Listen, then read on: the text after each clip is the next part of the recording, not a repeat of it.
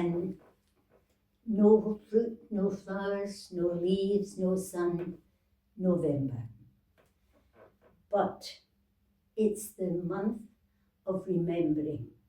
And we've got the poppies here to remind us of those who gave their lives in, well, all these wars and still wars going on. And wars don't solve anything, and they take lives. But we also remember in November all those dear to us who have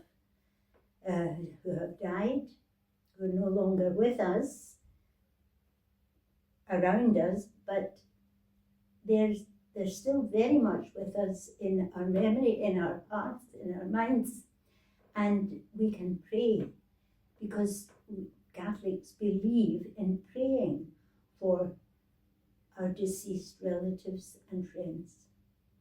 And not only do we pray for them, but we expect them to help us to return someday, for us to join them in heaven. So the Catholic Church has great belief in life everlasting. That's what Jesus promised. He promised us everlasting life. So our life here is not permanent. We're all going to die.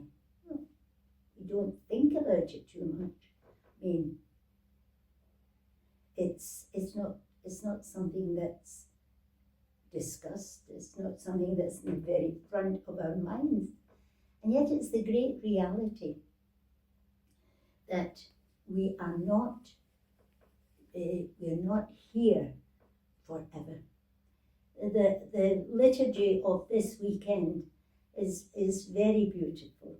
We've got the gospel of the woman, Jesus watching people putting in to the treasury in the temple, some putting in vast amounts. But he notices the lady who puts in the equivalent of a penny, 2 halfpennies, 2 halfpennies in our old language, making a penny. And the first reading is Elijah asking the woman, he's starving, and so but he doesn't realize that.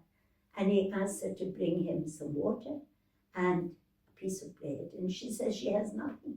She's going to use some meal and oil to make a last little scone for herself and her son.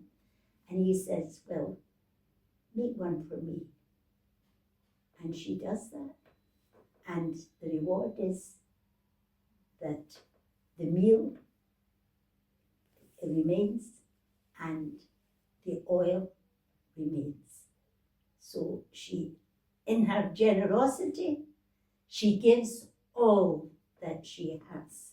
So let's be generous. If we're generous with the Lord, he's more than generous with us.